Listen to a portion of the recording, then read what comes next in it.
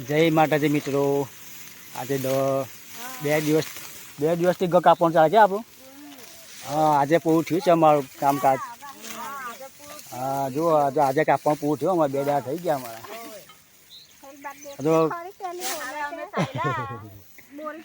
હવે 2 દિવસ થઈ ગયા પણ હવે આ વરસાદનું બહુ નક્કી નહીં મિત્રો. જુઓ આ વાદળ જુઓ, વાદળ જુઓ.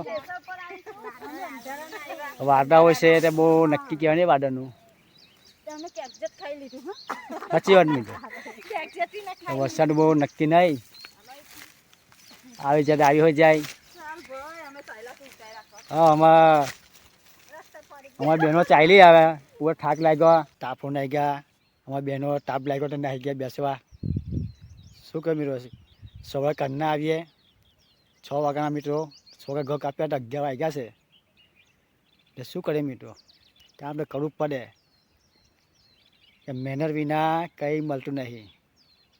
ને કુદરતનો નિયમ છે સાહેબ. હે મિત્રો, કુદરતનો નિયમ છે. વરસાદ આવે કે ના આવે આપણા હાથમાં છે જ નહીં. કુદરત જે કરે તે ખરું, એની આગળ કોઈનું ચાલતું નથી.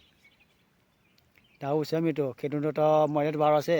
વરસાદ આવે એટલે ખેડૂતો આગળ નુકસાન કરી ગયેલો છે બધું.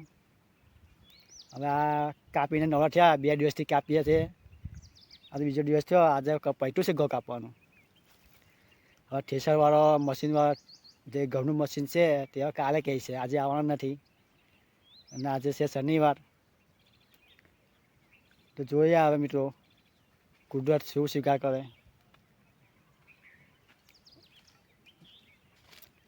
શું કહ્યું મિત્રો? સાચી વાત ને? જોઈશું. આજે રહી જાય વરસાદ તો બહુ સારું. કુદરતની મહેરબાની. વરસાદ રહી જાય મિત્રો. બસ મિત્રો, ફરી મળીશું નવા વિડીયોમાં. જય માતાજી.